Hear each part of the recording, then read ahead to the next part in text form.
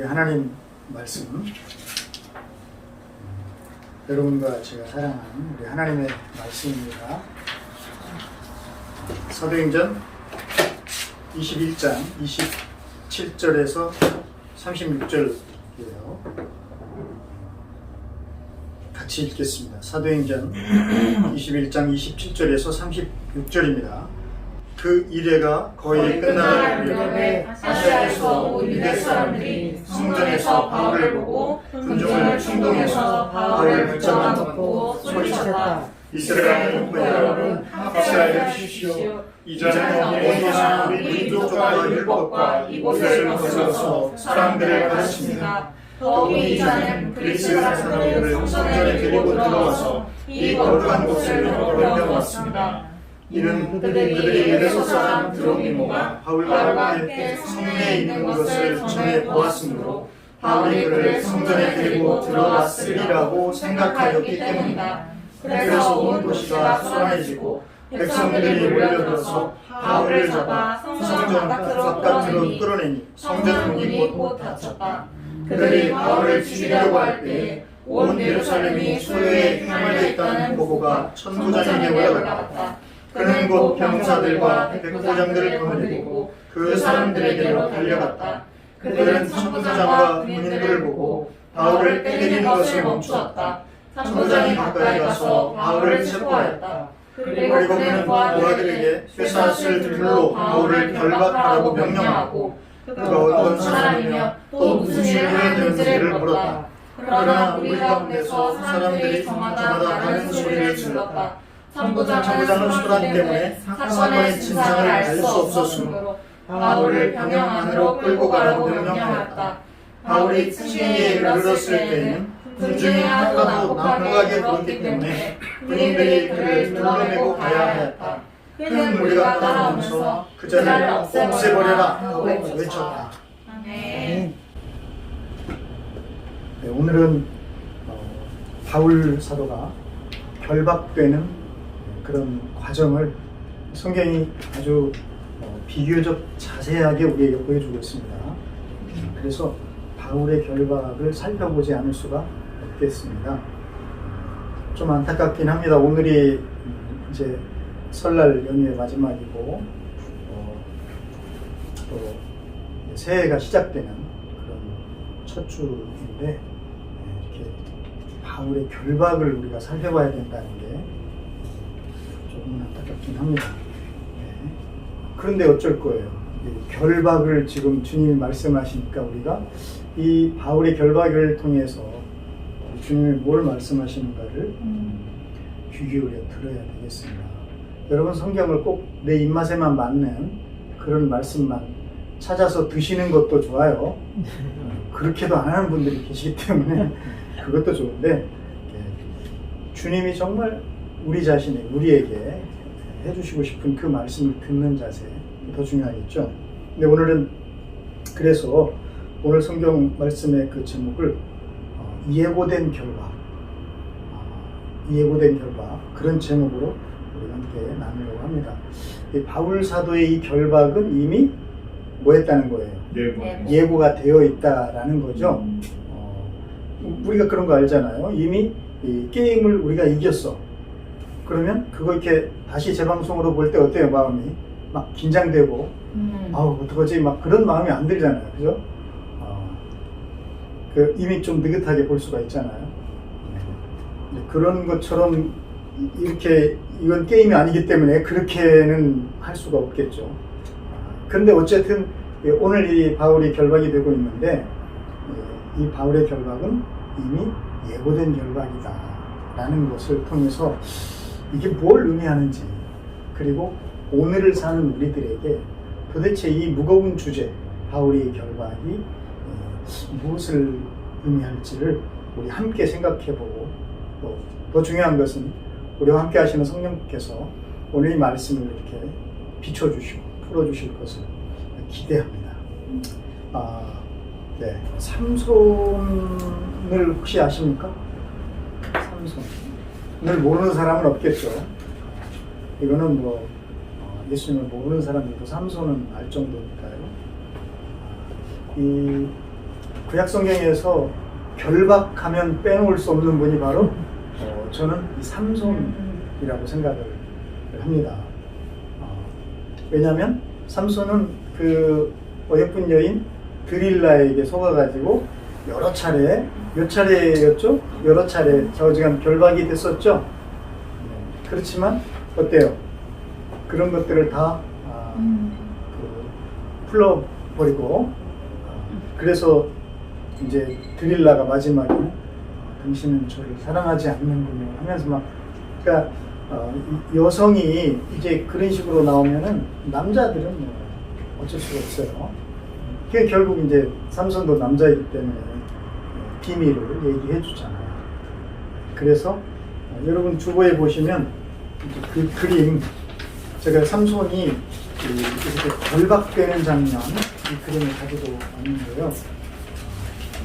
정말 렘브란트가 천재적이라는 것은 이게 이제 지금 그림 작아서 이 삼손의 표정이나 이런 게 안 보입니다. 근데 이게 이 삼손의 이 표정 여기 부분을 이렇게 확대해 보면은 이게 어떤 장면이냐면 여기 블레셋의 병사가 삼손의 눈에 이렇게 칼 같은 것을 이렇게 눈을 콕 찌르는 그런 장면이에요. 그러니까 얼마나 고통스럽겠어요? 그러겠죠? 그래서 얼마나 고통스러웠는지 삼손의 그 묵직한 그 오른발, 그죠? 오른발 그 발이 허공에 막 지금 발버둥 치는 그런 장면이에요. 굉장히 고통스럽다는 거죠. 그 장사가. 네. 그런 장면. 그리고 이게 왜 거북이는 등은 튼튼하지만 배는 약하잖아요. 마치 그 삼손이 거북이처럼 뒤집어졌어. 그럼 이건 무방비 상태인 거잖아요. 삼손이 그런 모습이에요. 그러니까 이 작가는 이런 것들을 굉장히 섬세하게 생각을 했겠죠. 지금 삼손이 이런 상황이라 가장 고통스럽고 가장 그 연약하고 뭐 아무 방비가 안 돼 있는 그런 상황인데 그 중앙에 보면은 여인 하나가 그 아리까리한 옷을 입고 치마죠. 뭔가 왼손에는 뭔가 한 뭉치 털 같은 거를 들었고 오른손에는 가위를 들고 있잖아요. 그죠? 그리고 자세는 뭔가 도망가는 자세. 그런데 고개는 이쪽을 쳐다보고 있는. 누구겠어요? 네. 드릴라겠죠? 물론 성경은하고는 조금 다른 설정입니다. 드릴라가 그렇게 한 것 같지는 않아요. 근데 충분히 어쨌든 드릴라 때문에 이렇게 된 거니까 그러니까 작가는 이제 이런 그 뭐라고 할까요? 겉으로 드러난 어떤 그런 이야기보다 더 깊은 그런 이야기들을 그려내는 거죠. 그런 장면이에요. 그리고 창을 든 그 장교처럼 보이는 이 친구가 아주 금방이라도 이 삼손을 찌를 것 같아요. 이런 상황. 이 정도 결박이면은 뭐 삼손은 끝난 거죠. 네. 그러나 여러분 아세요? 이 블레셋에 이렇게 결박되기 전에 이미 삼손은 자기 동족에게 결박을 받아본 경험이 있었습니다. 이런 건 우리가 잘 기억을 못해요. 그거는 사사기 15장인가에 있어요. 거기 보면은 이제 삼손이 왜 그 여우의 꼬리에다가 이렇게 불을 붙여가지고 블레셋의 밭에 막 보냈잖아요. 그랬더니 막 블레셋 사람들의 그 곡물이 다 타버리는. 그러니까 이 사람들이 열받아가지고 엄청난 군사들을 일으켜서 이제 이스라엘을 공격을 하러 왔겠죠. 그러니까 이제 난리가 난 거죠. 그 원인이 뭔가 했더니 삼손 때문에 그랬다. 그러니까 이 못난 유대인들이 3,000명이 모여가지고 삼손을 잡으러 옵니다. 블레셋을 막아내려고 한 게 아니라 3,000명이나 되는 사람들이 그래가지고 삼손에게 우리가 너를 결박해서 넘겨줘야만 우리가 산다. 통사정을. 근데 사실 삼손은 이때 그 사사기 15장에 의하면 20년 동안 삼손이 사사 노릇을 합니다. 그게 1, 2년이 아니에요.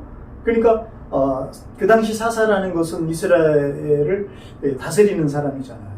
그러니까 판관이거든요. 재판해주고 하는 사람. 그런 사람, 그런 삼손을 적에게 잡아서 갖다가 바치겠다고 온 거예요. 좀 말이 안 되잖아요. 이런 상황에서 삼손이 그러면 좋다. 뭐를 해도 좋은데 내 목숨만은 니네들이 해하지 말아라. 그리고 나를 그렇게 해라. 해가지고 뜻대로 하라고 해서 이제 그렇게 합니다. 그래서 이 사람들이 바위 틈에 몸을 숨기고 있는 삼손을 밧줄 새 걸 갖다가 막 큰 편에 꽁꽁 묶어가지고 블레셋에 갖다 바쳐요. 그러니까 이 블레셋 사람들이 얼마나 좋아요. 와, 손도 안 대고 막 삼손을 잡은 거잖아요. 그러는 찰나 이 삼손에게 무슨 일이 일어나냐? 네, 거기 보면 성령이 내려쳤다 이런 표현이 나오거든요. 성령이 강하게 삼손에게 막 내려칩니다. 그래가지고 어떻게 되느냐 했더니 삼손을 묶었던 그 줄들이, 그 팔을 동여맸던 그 밧줄이, 이 표현이 참 저는 좋았어요. 불에 탄 삼오라기 같이 되어서. 불에 탄 삼오라기. 뭐 이게 삼이 뭔지 이런 거 잘 모르잖아요, 여러분들이. 아시는 분도 계실 텐데. 삼은 왜 삼배옷 할 때 하는 그 삼 그거예요. 제가 잘 설명을 못 하고 있는데 그걸로 옛날 밧줄도 만들고 막 그랬거든요. 근데 이제 요게 불에 타버렸어. 불에 안 타야 이게 튼튼한 옷감도 되고 밧줄도 되잖아요. 근데 불에 탔어. 그러면 재잖아요. 그게 그 재가 되어버린 그 삼줄, 삼오라기는 어떻게 되겠어요? 그냥 툭툭툭 바람만 불어도 떨어지겠죠? 삼손을 감고 있는 이 밧줄이 그런 것처럼 그 결박이 그렇게 팔에서 맥없이 끊어져 나가버렸다. 이렇게 표현이 되어 있습니다. 그러니까 이 표현에 의하면 삼손이 막 성령의 감동을 받아 힘을 팍 줬더니 이게 뚝뚝 끊어졌다. 이런 상황일 것 같은데 이 성경의 묘사는 그보다는 주님의 영이 그에게 세차게 내리니 그의 팔을 동여맸던 밧줄이 불에 탄 삼오라기 같이 되어서 팔에서 맥없이 끊어져 나갔다. 그러니까 삼손이 그렇게 한 게 아니라 누가? 성령께서 그렇게 하신 것으로 이렇게 묘사를 하고 있습니다. 자, 이제 요 대목을 제가 주목을 해봤어요. 성령이 함께 하시니까 이 결박도 아무런 무용지물이 되는구나 라는 걸 어디서 보여줍니까? 이 삼손의 이야기에서 보여주고 계셔요. 자, 그렇다면 오늘 여러분 바울의 결박 한번 생각해 봅시다. 아까 예고된 결박이라고 그랬잖아요. 사실 인생의 말년을 결박을 받고 체포돼서 감옥 생활하는 것으로 보낸다? 이거 행복한 말년일까요? 이건 굉장히 어리석은 질문이잖아요. 근데 우리 국민들은 감이 없어. 왜 그럴까요? 전직 대통령 두 분이 얼마나 큰 죄를 지었길래 이분들이 감옥에 가 있다 보니까 뭐 결박되고 투옥되고 뭐 말년을 어떻게, 이거 별 감이 없어요. 근데 이거는 인생의 최악의 상황인 거잖아요. 그죠? 더군다나 지금 이 바울 사도는 1차, 2차, 3차의 선교를 정말 열심히 혼신을 다해서 하고 그리고 이제 말년을 맞이했는데 이런 선교사를 갖다가 이렇게 결박을 해서 투옥을 시켜버린다? 이건 뭐 행복합니까? 이런 바울에게 새해가 됐어요. 새해 복 많이 받으세요. 이런 인사 할 수 있겠어요? 이게 참 이거 곤란하잖아요. 지금 바울이 이런 상황에 처해진 겁니다. 그런데 이 바울의 이 결박, 이 투옥, 이것은 이미 예고된 거였다라고 우리가 배웠습니다. 봤습니다. 그게 이제 어디였습니까? 그 바울이 이제 3차 마지막 이제 선교여행 이제 끝날 즈음에 밀레도에서 네, 자기가 사랑하는 교회 에베소 교회에 장로들을 초청을 하죠. 그리고 이분들에게 이제 그때 마지막 설교, 그죠? 이게 이제 여러분들에게 마지막 설교입니다. 라고 했던 그 설교에 나오는 대목이에요. 거기에 이런 고백이 나오는 겁니다. 나는 지금 성령에 붙들려서, 아까 삼손에게는 성령이 세차게 내리셨다고 했잖아요. 그거나 뭐 성령에 붙들린 거나, 그러니까 성령에 결박된 거야, 그죠? 나는 성령님께 결박이 되어서 어디로 가고 있습니까? 네, 예루살렘으로 가는 거예요. 그런데 나는 거기에서 무슨 일이 일어날지 몰라. 하지만 한 가지 아는 것, 성령님이 알려주시는 것은 뭐냐면 어느 도시를 가나 투옥과 환난이 너를 기다리고 있다 라는 것을 알려주신다는 거예요. 그래서 이 결박에 대한 예고는 바울의 고백에서 나온 거고, 그리고 그 고백을 누가 알려주신 겁니까? 자기를 붙들으신 성령께서 알려주신 바로 그 내용인 거죠. 그게 그렇게 된 거예요. 그러니까 여러분, 이 결박이라는 것, 인생의 말년이 결박과 투옥, 환란, 이건 굉장히 최악의 어떤 그런 일들이지만, 이것에 대해서 누가 알려주시고 계십니까? 성령님이 알려주시고 계시다. 이러면 얘기가 달라진다는 거예요. 이러면. 그러니까 이 세상에서 우리는 이제 이 새해가 되면 이제 복 많이 받으세요. 막 이렇게 크리스찬들도 얘기하는 것은 오늘보다는 좀 더 좋아지고 나아지고 좀 더 편안해지고 이런 거를 우리가 다 기대하는 그런 마음이잖아요. 그런데 바울은 결박이 되고 투옥이 되는 것을 성령님께서 예고해 주셨어요. 이거 굉장히 크리스찬들 같은 우리 크리스찬 입장에서는 불편하잖아요.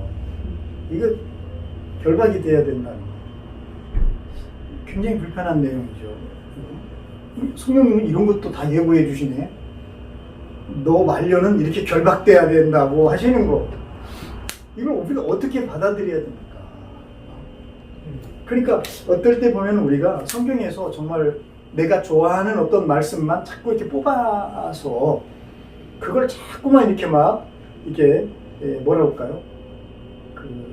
부적처럼 사용하는 그런 심리들이 우리에게 있는 것 같아요. 그러니까 그거는 살아계신 성령님을 제대로 우리가 모시고 인정해드리고 따라가는 그런 삶은 아닌 것 같다는 생각이 듭니다. 어쨌든 바울의 이 불행한 것처럼 보이는 이 결박은 이미 성령님께서 예고해 주신 바로 그 결박이었다는 것을 우리는 잊으면 안 되겠습니다. 그래서 이 성령님과 함께 이제 바울은 결박을 이제 받기 위해서 가고 있는 그런 게 되는 거예요.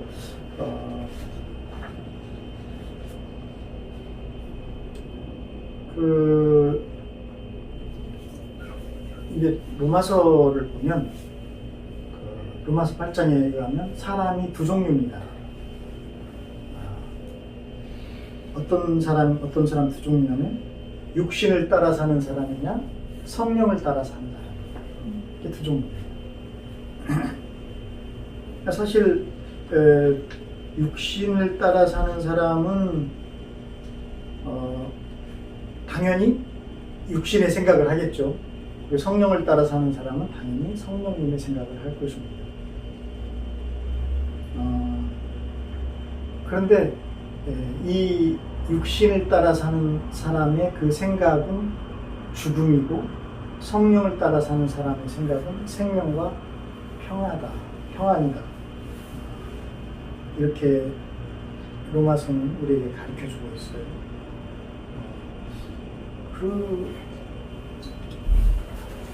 그래서 지금 바울의 모습은 성령에 의해서 결박이 되는 이런 상황인데, 근데 그게 성령을 따라 사는 삶은 결국 생명이고 평화라는 거예요.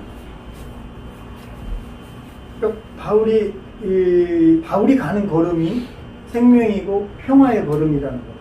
결박인데. 로마서에 의하면 그런 거예요.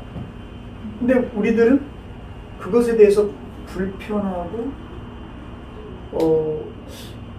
저항하고 싶고 이런 게 좀 부자연스럽고 이렇게 만약에 생각이 된다면 우리는 여전히 육신을 따라가는 삶의 젖어서 사는 것일 가능성이 높은 거죠. 그러니까 성령을 따라 살아가는 이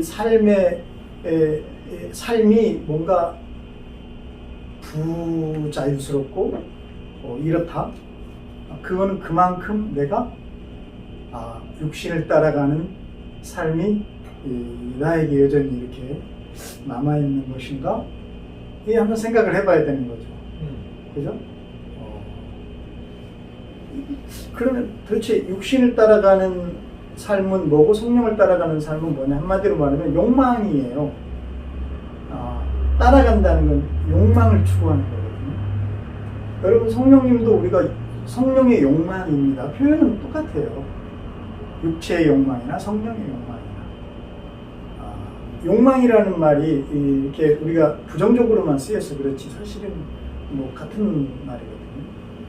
근데 육체의 욕망은 죽음이라는 의미는 그것은 결국은 뭐냐면 육체의 욕망이 죽음이 된다라는 것은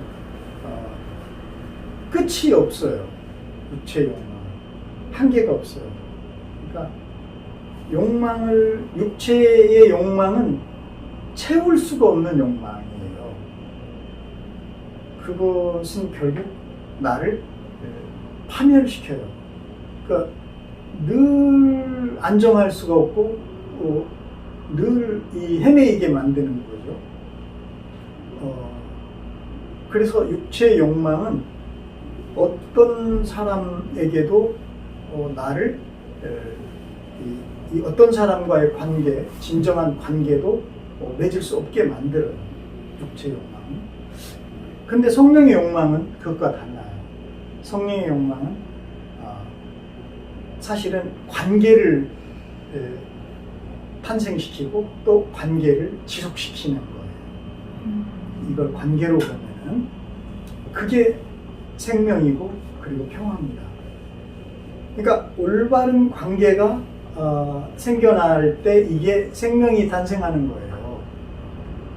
그러니까 생명, 그러니까 우리는 너무 어렵게만 생각하는데 관계가 회복되는 것이 사실은 생명이 태어나는 순간인 겁니다. 우리 자신이 하나님과의 관계가 회복되는 것이 바로 내가 새롭게 태어나는 것이고, 내가 나와 화해하고 내가 나와 관계가 회복되는 것이 바로 이제 새롭게 내가 태어나는 거죠. 그러니까 성령을 따라가는 사람은, 성령의 욕망은 바로 이 관계를 회복하고 진정한 관계를 깊어지게 만드는 욕망이라는 거. 그게 바로 생명과 평화입니다. 근데 이거를 배워보지를 않은 거예요. 성령님과 인격적으로 관계를 맺어가면은 우리가 얼마나 이 관계를 이제 새롭게 할 줄 알게 되고, 또 진정한 관계를 맺어갈 수 있는지에 대해서 우리가 배워보지를 못하는 거예요. 그러다 보니까 우리는 여기 보면은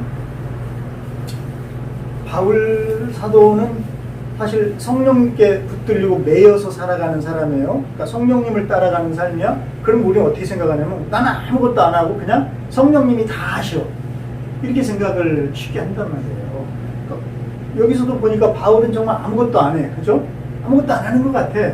보니까 유대인들이 막 그를 붙잡을 때도, 그리고 그를 막 여기서 보면 때릴 때도 아무것도 안 하는 것 같아요. 그래서 성령님이 정말 막 이끌어 가시는구나, 이렇게 생각해요. 그러나 여러분, 그 성령님을 따라가고 성령님이 인도하신다는 것은 그런 것이 아니에요. 잘못 생각하는 거예요. 성령님에게 주도권이 있으시고 성령님을 인정해드리고 맞아요. 그런데 우리 성령님은, 우리 하나님은 어떤 분이십니까? 우리를 노예나 종으로 생각하시는 분이 아니에요. 우리를 하나님의 가장 존귀한 자녀로 삼아주셨잖아요. 인격으로 인정해 주시고 그 위대한 하나님의 사랑을 주고 받을 수 있는 그 존재로 우리를 삼으신 거예요. 그러니까 이게 얼마나 놀라운 겁니까? 그러니까 하나님이 우리를 일방적으로 사랑하시는 것만이 아니라 우리가 또한 하나님을 사랑할 수 있도록 그렇게 창조가 된 겁니다. 사랑을 주고받는 관계예요. 그것은 뭘 의미하냐면 우리를 주님께서 어떤 그걸 이제 자유의지라고 그러잖아요. 우리가 뭔가를 할 수 있고 안 할 수 있도록. 그러니까 성령님이 우리를 이끄시고 인도하시는 것도 바로 그렇게 인도하시는 거예요. 정말 우리들이 결심하고 그리고 그분을 위해서 정말 내 사랑을 내어드리고 이렇게 하는 그 관계 속에서 이끌어 가시는 거지 나는 아무것도 하지 않고 그냥 가만히 있는데 성령님이 막 저절로 나를 이렇게 이거 하고 저거 하고 막 하시고 이렇게 가는 것은 성경을 잘못 이해하는 거예요. 자, 그래서 이 바울이 성령을 따라가는 삶, 성령에 매이고 성령에 붙잡힌 삶이라는 것이 바로 그런 겁니다. 아까 삼손에게 성령이 강하게 내리셨잖아요. 그러면 삼손은 성령이 이끄는 대로 막 살아야 되잖아요. 그런 거 아니잖아. 삼손이 또 죄도 짓고 막 그러잖아요. 그러니까 이게 뭔가 우리가 사실 성령님을 너무나 우리 수준으로 너무 이 가볍고 경박스럽고 이렇게 생각하는 거예요. 전혀 그러지 않습니다. 이건 누구도 그리고 사람마다 또 달라요. 성령님과 사람이 다 다르기 때문에 각 사람마다 성령과의 교제의 강도와 깊이나 모든 게 다르겠죠. 그러니까 그거를 꼭 우리는 규정해서 이렇다라고 해놓으려고 하니까 이게 문제가 되고 내 경험이 전부인 것처럼 이렇게 다른 사람에게 주장을 하다 보니 이게 막 문제가 생겨요. 그래서 얼마 전에 왜 어떤 선교단체 때문에 방역에 막 큰 구멍이 나 버리면서 문제가 생겼잖아요. 그게 바로 제가 볼 때는 본질적으로 볼 때는 자꾸 그 성령님이나 하나님을 내 수준에서 이끌고 이렇게 잡아가고 막 이러려고 하는 잘못된 방식일 것 같습니다. 벼도 익으면 익을수록 고개를 숙이잖아요. 근데 사람은 왜 이렇게 고개를 더 내가 경험도 있고 내가 이렇게 근데 여러분 바울 보세요. 바울은 막 선교의 경험도 있고 심지어는 예수님을 배반할 정도가 아니라 예수 믿는 사람들을 막 잡아서 쳐넣는 자기가 결박하고 투옥하는 장본인이었던 사람이에요. 이래본 정말 거의 모든 경험들을 했던 이런 사람이 지금은 어떻습니까? 정말 이 성령님께 매여서 산다라는 의미는 그런 거예요. 겸손한 거예요. 정말 그분의 음성에 늘 귀 기울이려는 그 겸손함, 그 자세 이런 거잖아요. 네. 어쨌든 그래서 우리가 이 결박이라는 것 그거 성령님 안에서 성령님을 따라가는 사람에게 있어서의 그 결박 혹은 어떤 세상적인 눈으로 볼 때 불행해 보이는 어떤 일들 최악의 상황이라고 여겨지는 그런 일들이 닥쳤을 때 우리는 바로 이 삼손의 결박을 생각해 볼 필요가 있다. 이스라엘 그 같은 동족은 삼손을 그 아주 쇠 밧줄로 결박했지만 근데 어떻습니까? 성령이 강하게 내리시니까 그것은 그 결박은 아무 의미가 없는 미용지물이에요. 이게 굉장히 중요한 포인트라는 거예요. 믿는 사람들에게. 그래서 정말 성령에 의해서 예고된 결박을 살아내는 사람들이다라는 거예요. 근데 그 다음에 제가 그림에서 보여준 그 삼손의 결박은 약간 다른 거예요. 이건. 그죠? 그 결박이 아닌 거예요. 자기가 유혹에 넘어가서 사탄의 유혹에 넘어간 거죠. 넘어가서 이제 이건 예고되지 않은 결박을 자기가 자다가 당했잖아요. 근데 그 앞에 결박은 이미 다 예고된 거잖아요. 그죠? 자, 여기 이제 다르다는 거. 그래서 여러분들에게 이 나에게 지금 어떤 결박과 같은 상황, 이런 상황이 만약에 경험되고 있다면 이것이 이제 분별이 돼야 됩니다. 내가 지금 성령 안에서 이 문제를 풀어갈 것인가, 아니면 성령님을 제껴놓고 갈 것인가. 우리는 성령을 따르는 사람들이다라는 거. 그래서 결박이 문제가 아니라 사실은 성령님과의 인격적인 관계가 중요했다. 교제가 중요했다. 바울의 이 예고된 결박에서 첫 번째로 하나님 우리에게 가르쳐주고 싶은 내용 같습니다. 그러면 두 번째는 뭘까요? 바울의 이 예고된 결박은 아시아에서 온 유대인들이 불을 지폈습니다. 아시아에서 온 유대인들, 이 성경을 자세히 보면, 그죠? 아시아에서 온 유대인이라고 이 누가는 이 성경을 감동을 받아서 기록할 때 그렇게 이 사람들의 출신만 밝혔어요. 이게 누구인지 더 상세하게 얘기하지 않습니다. 아시아에서 온 유대인. 여기 이 아시아는 우리 아시아가 아니에요. 저 위쪽인데 에베소가 수도예요. 이 아시아 지역에 당시. 그러면 우리가 뭘 떠올려야 됩니까? 에베소에서의 사역을 떠올려 보면 되는 거죠. 여러분, 에베소 사역은 어떻게 시작됐습니까? 바울이 이 선교 여행을 마치는 가는 길에 잠깐 들렀어요. 일주일인가 아마 들러서 말씀을 전했는데 사람들이 아이고 좀 더 있어 주세요. 그러니까 어땠어요?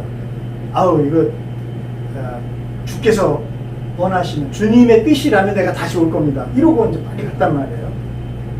근데 그러고 다시 갔잖아요. 그죠? 그러면 주님의 뜻이잖아요. 다시 갔을 때 이 바울이 제일 먼저 그 에베소에서 한 일이 뭐였습니까? 12제자에게 질문을 했습니다. 여러분이 믿을 때 성령을 받았습니까? 라고 질문을 했어요. 그 질문에서 뭔가를 하나님 강조하고 싶으신 거죠.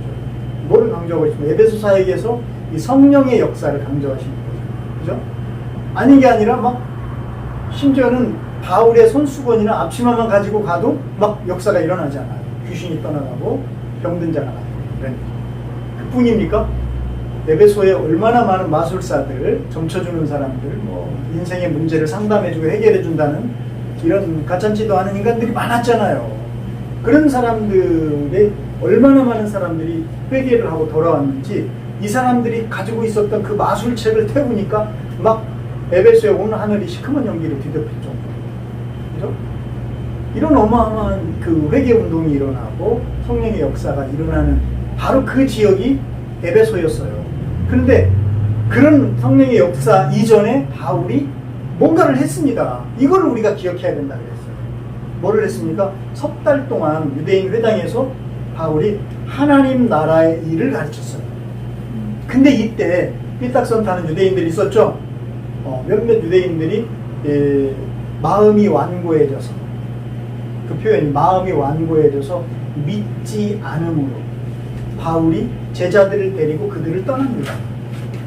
그들을 떠나서 어디에서 그 유명한 출판사 있잖아요. 두란노. 두란노 그럼 뭐 출판사인데 이런 그게 아니라 여기에요. 에베소. 여기 두란노라는 곳에서 이분이 2년 동안이나 주님의 말씀을 강론을 합니다. 이게 먼저 나와요. 그러고 나자 무슨 일이 일어납니까? 아시아의 유대인들과 그리스인 모든 사람들이 이 하나님의 이 복음을 듣게 되었다. 그렇게 돼 있어요. 그러면 여러분, 아시아에서 왔다? 그럼 지금 바울도 바로 지금 그 그 선교 여행을 마치고 돌아오는 길이에요. 그럼 그 사람들도 아시아에 왔어. 그럼 바울을 알까요? 모를까요? 알 수밖에 없는 상황이잖아요. 그런데 아시아니까 거기잖아요. 그러니까 참 이 성경을 좀 이렇게 우리가 생각해 보면서 읽으면은 뭔가가 보인다니까요. 네. 자, 이런 사람들인 거예요. 그러면 이 사람들은 바울을 지지하는 유대인들입니까? 아닌 겁니까? 아닌 거잖아요. 그러면 아까 그 아닌 사람, 에베소에서는 어떤 사람들이었죠? 마음이 완고해져서, 그죠? 완고해져서 믿지 않는 사람들이었죠. 그럼 이 사람들은 뭘 안 믿었어요? 그 석 달 동안 바울이 유대인의 회당에서 뭐를 가르쳤죠?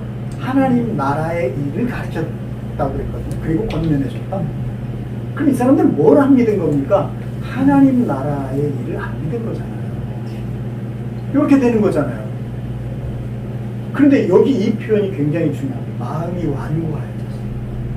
이거 굉장히 무서운 말이에요. 사실. 그러니까 구약 성경 전체를 꿰뚫는 말 중에 하나입니다. 이게. 왜 그렇습니까? 이스라엘 백성들이 바로 이 마음의 완고함, 그걸 구약에서는 어떻게 보면 목이 고든 백성. 한마디로 한 단어로 표현하면 교만.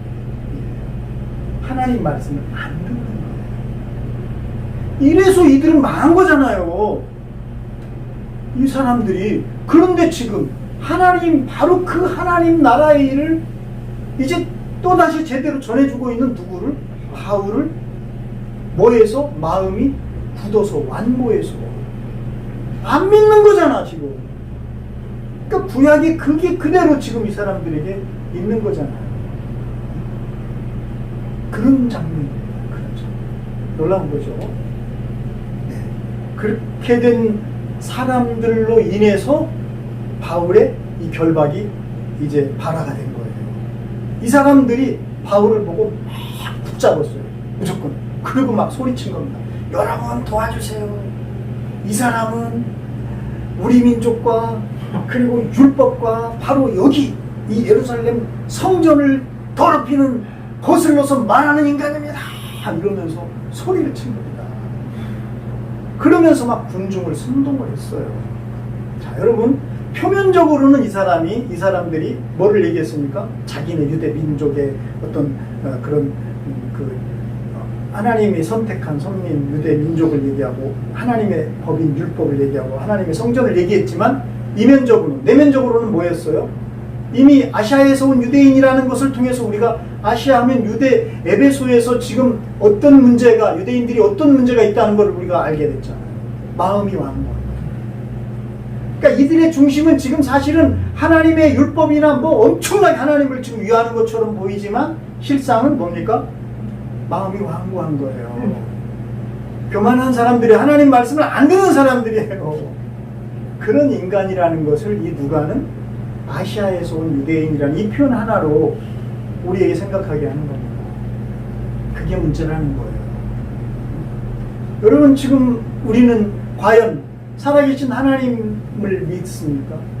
우리의 마음은 완고하지 않습니까? 어떻습니까 여러분? 이걸 지금 이 바울의 결박은 우리에게 보여주는 겁니다. 바울의 결박을 통해 바울은 이 사람들의 결박하니까 그대로 그냥 붙잡히는 거예요. 이러면서 이들이 얼마나 겉으로는 엄청나게 하나님을 섬기는 것처럼 하지만 그 속은 얼마나 하나님을 무시하고 자기네 자신의 그 육신을 따라가는 사람들인가, 교만한 사람들인가를 지금 바울의 결박이 보여주는 겁니다. 왜냐하면 바울이 지금 진정 하나님을 따라가는 사람이기 때문에 그 사람을 못 따라가고 그 사람을 지금 이렇게 결박한다는 것 자체가 이 사람들의 행동은 전혀 성령의 내리신, 성령이 임하시는 받은 성령에 붙들린 사람의 행동은 아니잖아요. 이 분명한 거잖아요. 이것을 지금 바울의 결박이 우리에게 보여주는, 이 사람들에 의해서 시작됐는데 그 바울의 결박의 발화점은 바로 마음의 완고함. 아시겠죠? 마음의 완고함의 또 대표적인 구약의 사람이 있죠. 누굽니까? 그 바로 왕이잖아요. 바로 왕. 그런 거예요. 마음의 완고함. 근데 그게 거기서 끝나지 않고 그 바로를 피해서 그 마음이 완고한 그 세상의 왕을 피해서 나온 유대인들 속에 그게 자라고 있었다. 그리고 그들이 결국은 40년을 하나님의 뜻을 거역하고 그래서 방황하게 된 거잖아요. 이게 역사 속에서 계속 흐르고 있잖아요. 그리고 오늘 이 현장에서 바울을 붙잡았는데 바울을 결박하는데 알고 봤더니 그들의 마음이 완고할 거예요. 그래서 하나님을 믿지 않는 겁니다. 여러분 항상 이게 문제인 것을 꼭 살펴야 됩니다. 우리들의 마음이 어느새 완고해진 것이 아닙니다. 하나님보다 내가 더 잘난 건 아닙니다. 하나님을 내가 무시하는 마음 아닙니다. 정말 내가 하나님 말씀에 오늘도 귀를 기울이고 있는가. 겸손하게 아침에 눈을 뜨면 나는 정말 하나님 말씀을 찾아 갈급한 목마른 사슴 같은 그런 하나님의 사람인가, 성령을 따르는 사람인가, 아니면 아이고 오늘은 뭐 먹을까, 오늘은 아이고 뭐 하고 살아야 되나, 아이고 이거 왜 이게 힘들어 죽겠다, 죽지 못해 산다. 이건 다 육신을 따라가는 거잖아. 이거 정말 이거 중요한 겁니다. 그래서 바울의 결박은 두 번째로 이 마음의 완고함을 꿰뚫어 줍니다. 우리들의 마음이 완고한 것이 문제였다는 거예요. 그 교만이 문제였다. 이것을 지적을 합니다. 저는 이해가 안 가는 게 이 부분이었어요. 이거를 보면서 이 사람들이 가짜뉴스잖아요. 바울이 그렇게 전한 적도 없고 가르친 적도 없거든요. 성전을 더럽히지도 않았거든요. 오히려 지금 성전을 정결케 너는 율법을 지켰다는 걸 증명해 보이라고 이 예루살렘의 장로님들이 이 얘기를 부탁을 해서 자기가 돈을 내가면서, 그죠? 서원한 사람들 돈을 비용을 대가면서 지금 7일 동안 정결 예식을 치르고 그 마지막 날에 지금 일이 벌어진 거예요. 이런 사람인데 이거 말이 안 되잖아요. 그래서 저는 이해가 안 되는 부분이 거기입니다. 자, 이 즈음에 이렇게 바울이 결박되고 있는데 예루살렘 교회는 쑥 들어가 버립니다. 여러분 예루살렘 교회 이 앞에 뭐라고 그랬습니까? 예수님을 믿는 유대인이 얼마쯤 된다고 그랬죠? 수만 명이라고. 그러니까 예루살렘 엄청난 규모인 거예요.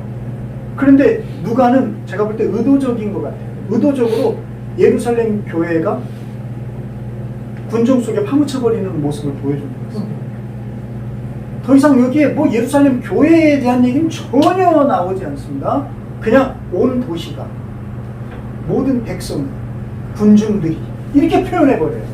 이걸 뭘 말합니까? 여러분 교회가 여전히 그 완고함, 여전히 교만함, 하나님 말씀에 귀 기울이는 대신 자기 자신, 자기 욕망, 육신을 따라가는 그런 마음이 팽배해졌을 때 어떻게 됩니까? 네, 이게 이 세상과 구별이 없어져 버립니다. 전혀 구별이 없어요. 교회가 세상의 군중들과 한통속이 돼버리는 겁니다. 그것도 이 살아계신 하나님 성령의 붙들림 받은 사람을 붙잡는 그 일에 한통속이 돼버리고 있는 모습. 그래서 교회가 구별이 안 되네.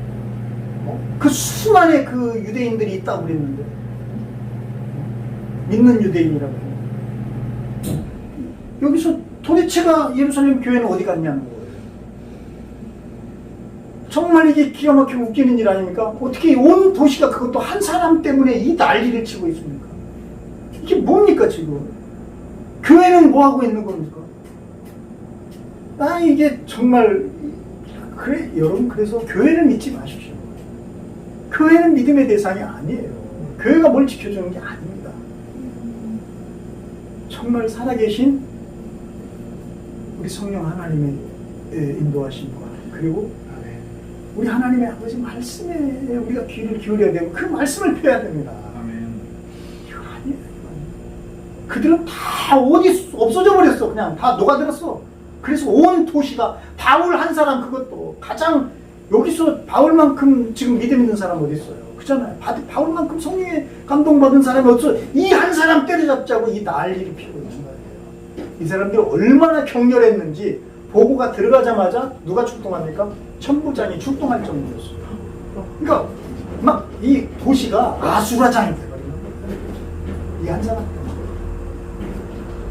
그래가지고 조금만 늦게 출동했어도 바울은 죽었어요. 여기 보면 그들이 죽이려고 했다고요. 그리고 때리고 있었어요. 뭘로 때렸을까요? 뭔지 안 나왔지만 돌이든 뭐든 막 성전에서 끌어내가지고 막 마구잡이로 막 때리고 있는 겁니다. 죽었죠. 이런 상황이에요.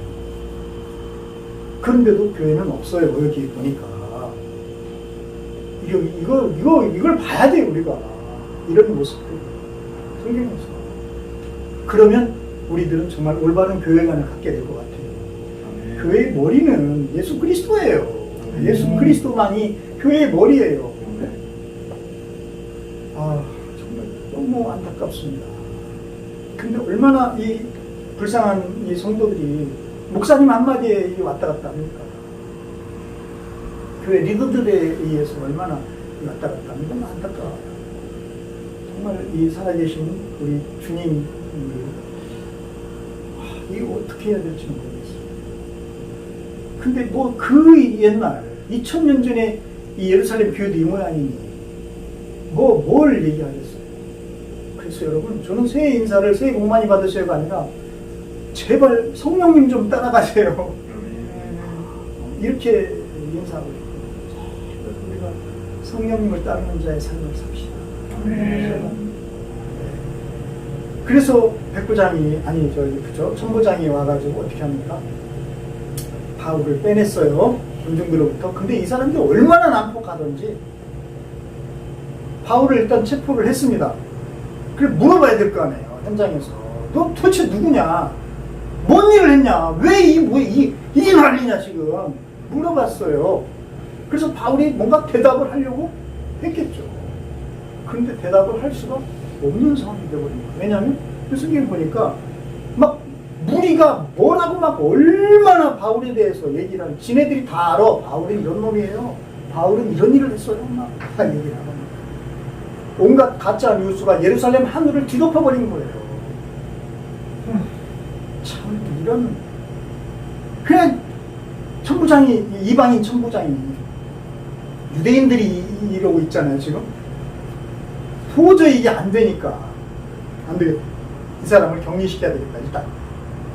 그래가지고 쇠사슬로 이제 제대로 결박을 하게 합니다. 쇠사슬 둘로 바울을 결박을 하게 해요. 그리고 이제 자기 병영으로 또 이제 군대가 있는 곳으로 데려가는 거예요. 그래야 안전하게 할 수 있으니까. 그런데도 얼마나 난폭하게 대들고 막 묶여 있는데도 막 주먹 치고 막 그랬을 거야. 그러니까 할 수 없으니까 어떻게 했냐면 이 성경에 보면 바울을 군사들에게 매라고 그래요. 난 여기서 설득하더라고. 바울은 살아있는데 죽은 거야. 송장이 된 거야. 아무것도 할 수가 없고 결박이 지워진 채로 자기가 가고자 해서 가는 것도 아니고 매여서 자기가 자기 발로 걸어갈 수도 없고 매여서 누군가에 매여서 떠나가고 있는 이 모습. 여러분, 이게 지금 인생의 이 모든 생애를 다 주님을 위해서 헌신하고, 그리고 이제 말년을 정말 후학을 기르면서 이렇게 여유롭게 보내야 될 이 선교사의 모습이라고 이게 여러분 상상이 됩니까? 난 그러면서 생각해봤어요. 바울은 그때 무슨 생각이 들었을까? 무슨 생각이 들었을까?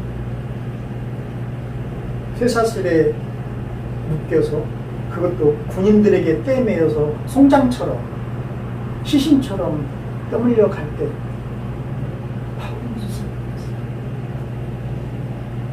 근데 그게 중요한 게 아닌 것 같아요. 여러분은 어떤 생각이 듭니까? 여러분은 어떤 생각이 듭니까?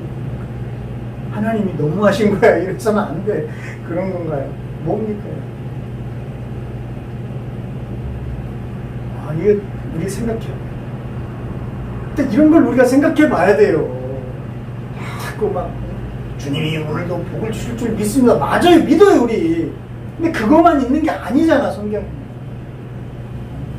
성경에 메인 사람이 이렇게 손발이 결박된 채로 군인들에서 남북한 놈들은 떠내어 가면 막 주먹 치고 막 침뱉고 막 이러고 있는 상황에서 이 사람은 뭘 크리스찬은 도대체 뭘 생각해야 됩니까?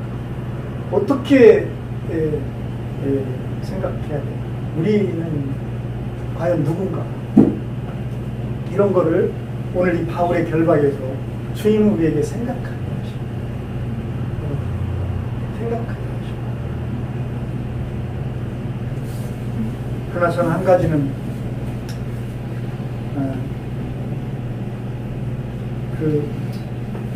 바울이 처음에 주님을 막 박해하고 다니면서 핍박하는 자 선봉에 섰다가 다메섹에 가다가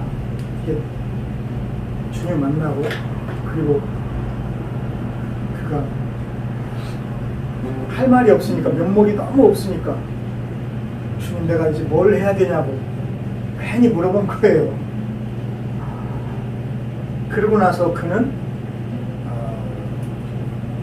아나니아의 안수를 받고 눈이 고침받고 나서 즉시로 나가서 복음을 전해 자기가 막았던 자기가 결박했던 그 복음을 자기가 이제 풀어서 전하는 사람이 된 것을 보여줍니다. 그러니까 바울의 그런 모습을 보고 그 다메섹의 제자들이 열받아가지고 이 바울을 죽이려고 음모를 꾸미잖아요. 그때 다른 제자들이 바울을 뭐에 담아서? 바구니에 담아서 그 성 아래 도피를 시키고 나는 그때 그 바구니 속에 바울의 성 떠오르더라. 이제 성령을 따라가는 사람, 성령에 매인받은 사람은 이런 거 아닌가?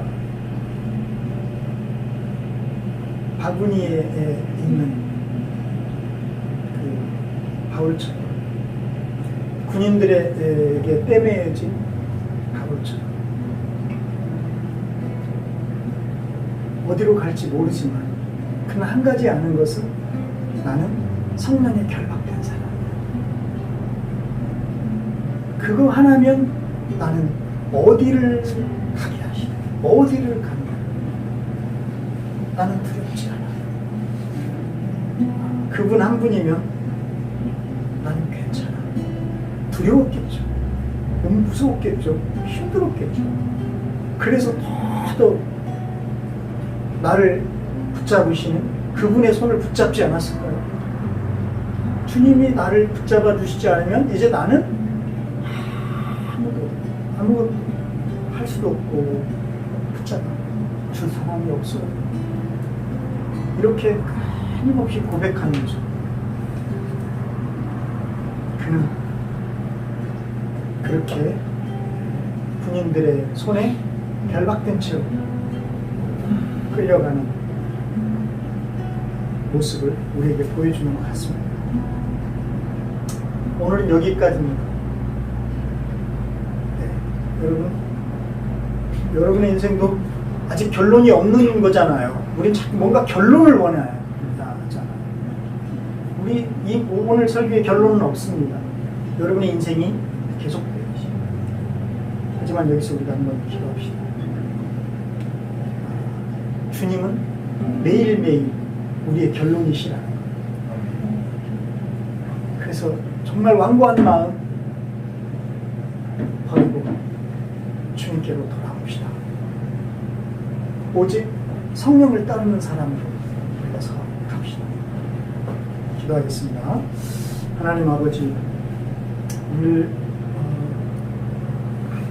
제가 사실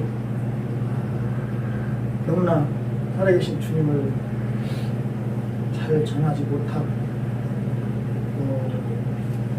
우리 하나님을 잘 소개해드리지 못하는 것이 참 안타깝고 부끄럽습니다. 주님, 이 마음을 받아주셔서 오늘 이 말씀을 함께하고 듣는 모든 분들이 정말